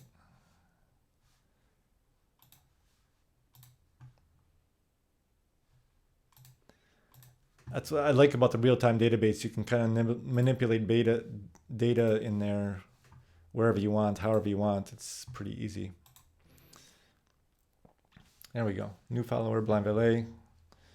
Pop-up's working. So for my huge rush of followers that I'm getting, I'll be able to see the pop-ups for it. So cool. So we have that working. So again, what's happening is we've subscribed our Cloud Function webhook to, which is called Twitch Event Sub. Let's go back to that. So there's this. This is our endpoint, which is callable from over HTTP call. That's our endpoint, which is the same function that's used for all Twitch events, but you have to subscribe to them individually. So right now we're subscribed to stream online when I go online, stream offline when I go offline. And that puts the message on the website saying that I'm online. And we've just added this today, channel follow, which is going to, when it receives the event, it's going to take the username of that person, put it into the Twitch ID field. New follower is the message that's put in there. And then it puts in the current timestamp. And that's written to the stream Twitch events endpoint in the database. When we get new entries written there, which we tested earlier, thanks to Lajanka44 in the chat, once that's done, then we when that comes through, our overlay is then going to show that. So we have our overlay code here that we've published published online, and we have the Twitch message that is displayed. So we gave it the purple text for the Twitch ID, gave it the purple outline. It's monitoring this stream with Twitch events, monitoring for on-child added event. Whenever that comes through, it passes the data that it gets to show message. The message was written in new follower, and the Twitch ID, which was written in as the Twitch username, plays an audio file so that we can hear and make sure I don't miss new ones. Lajanka, my faithful viewer. And then here it's just and then it's gonna set a timeout, so it's gonna last for 6,000 milliseconds, so 6 seconds, and then it'll set the message text to null. Message text to null will remove that component completely. And so the cycle is working. So we have that coming through. Right now it's not, there's no animations, there's no graphics and so forth, but they're coming through. One thing we could add to this is add in their favorite hand, because we have the functionality lucky hand that's working. So lucky hand is going to determine what that user's lucky hand is based on their username. And so what we could do is display that in the follower message, which would be kind of fun. So let's see.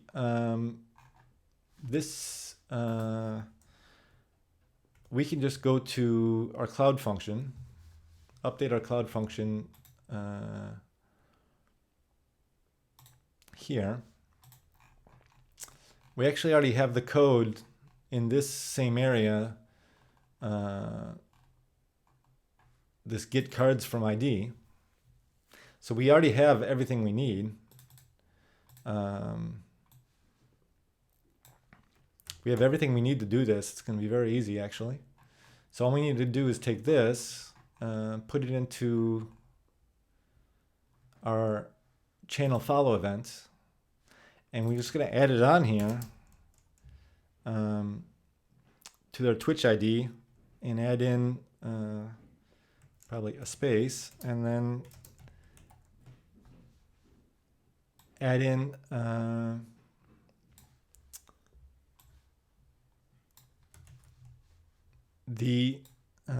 instead of Twitch ID, we'll put in their username here. And the only question is if I'm using username or user ID, if it's different or not. So, because we don't want them to have one hand when they follow and another hand when they, if they do lucky hand command. So that's the only question I have is, am I using the right username or user ID? Let's see. Here it comes through Twitch ID in the query. I think it's the user ID.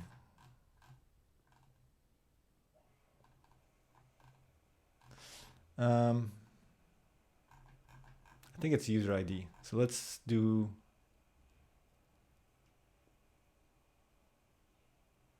No, it's capitalized because it comes back capitalized when I do it here. Let's stick with username. So we're gonna call that. We're gonna pass in the username, get the card combinations, and then we'll that should be added to the message. So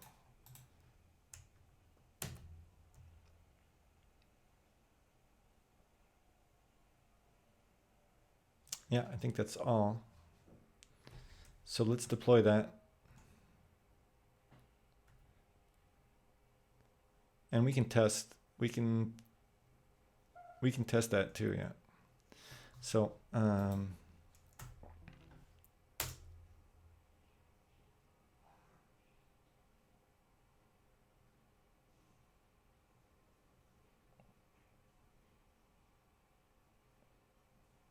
actually, following is not going to work on. Following is not going to work right now because I haven't put that.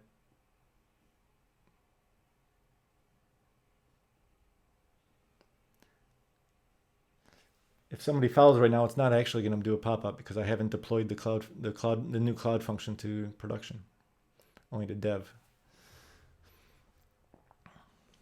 So this is going to dev, the dev server. I'll deploy it to production, then we should be in business.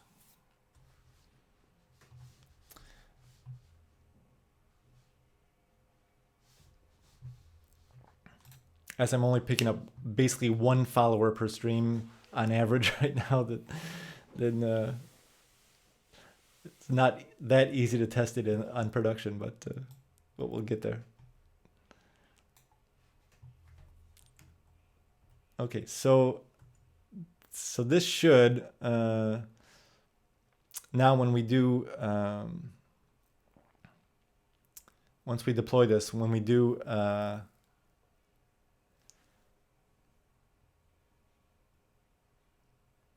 when we get a follower, then we're going to automatically add their cards onto their follower ID. I don't think there's a way. I wanted to see if there was a way to have their cards show up every time they post a message in chat for everyone, but it's not possible, I guess. With we can't modify people's chat messages, which is probably a good thing. You can't make them say things that they don't want to. So what we need to do is do Firebase use production, and then do the same deploy. Once this is done, then we're actually going to be in action. So for a new follow, we'll be able to see that.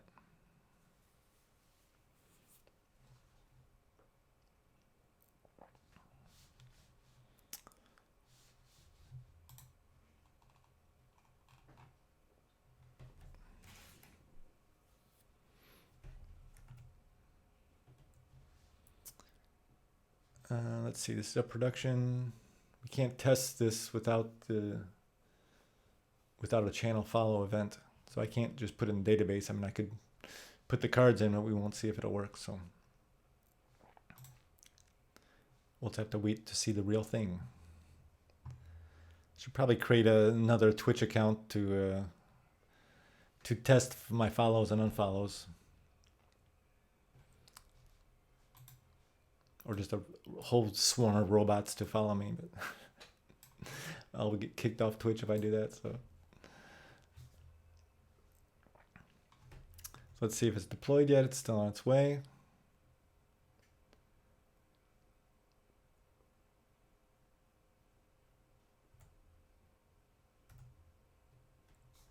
And that'll be the big goal for today. I mean, what else could we do? What other kind of, let's look at Twitch events. What other Twitch event sub, list of events,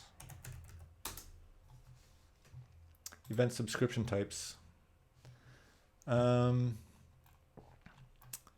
updates, channel follow, that's what we've done. Ad breaks, clearing chat, not very interesting. When there's a new chat message, not sure what we would do to that.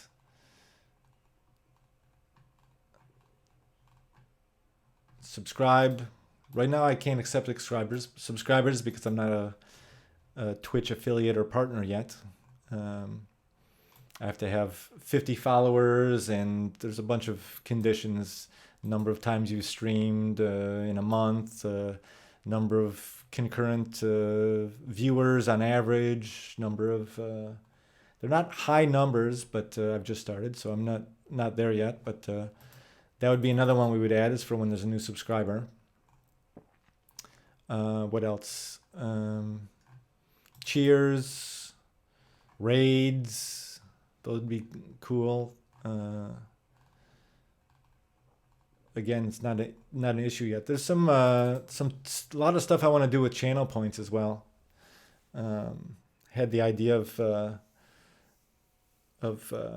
having kind of an interactive game with chat where they could play cards. They could see a flop, turn, and river on screen, and they could be dealt cards and be awarded channel points if they win the hand, things like that. Yeah, I suppose polls, predictions could be integrated in the future. Goals, hype trains. We're not there yet with my one viewer that I have on average, but stream online, stream offline we're using. Shout outs, I'm not even sure what a shout out is, but yeah, there's some potential there, especially with the channel points, polls and predictions and things like that. Could be cool. So our thing is deployed, and now I just need a follower to test. Actually, I need to refresh my. Actually, I don't need to refresh my screen because nothing's changed. I'm still just displaying the text. It's just the text is going to be different. It's going to have a poker hand on the end of it. So again, for anyone watching, there's a command lucky hand that I added last night that'll give you your unique lucky hand. Doesn't change. At least at the time, it doesn't change. And we're going to do that. Figure out your lucky hand as well when there's a follower, and add that to the follow message that should show up in the pop-up that we've designed in our overlay. So if anyone wants to follow right now, you can unfollow after if you'd like, but if anyone that's watching wants to follow right now, we can test the message.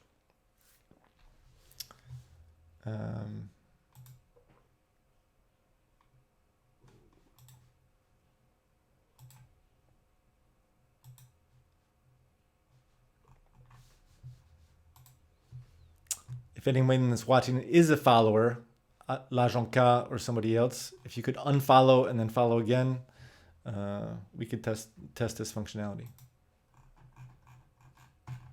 Otherwise, I'll just go through the process and create a fake Twitch account.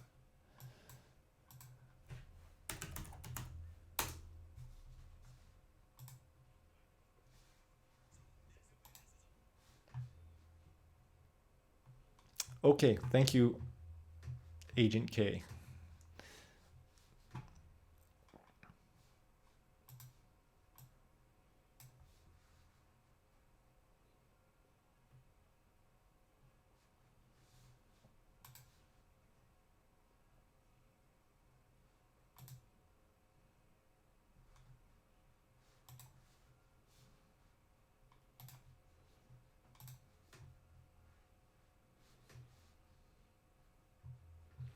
just unfollowed. Okay, thank you. And then if you follow again, I should get the event.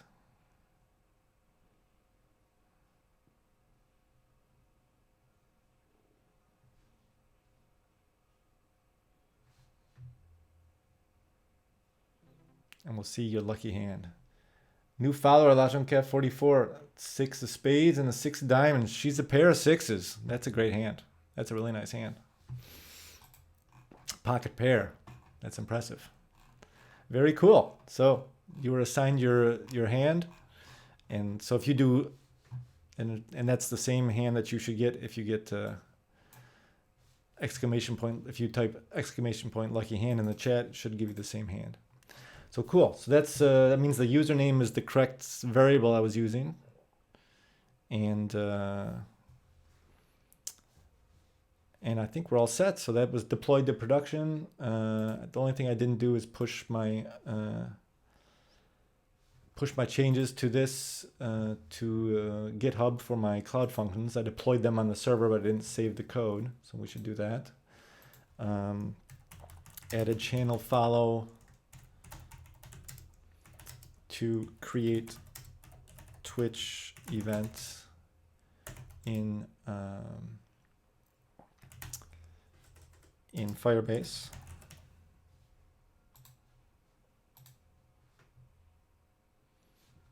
And we'll push that to the main branch as well, master branch in this project. So merge develop, and then sync. Okay, so I guess that's mission accomplished for today. So we, again, just to recap, we've yesterday and today we've created a Twitch overlay, a custom Twitch overlay. We did that. The interface for the overlay is a VueJS application.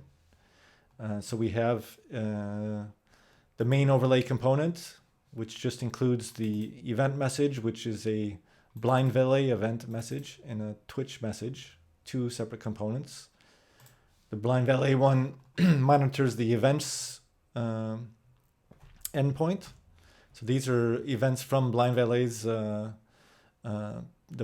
valet poker application. So you can see if I eliminate a player, we should get an event. A player was eliminated. So that's the event message endpoint. So it just displays that with an orange border. And then we have a Twitch message for that's looking for follows. So it's just going to display a message text and a Twitch ID.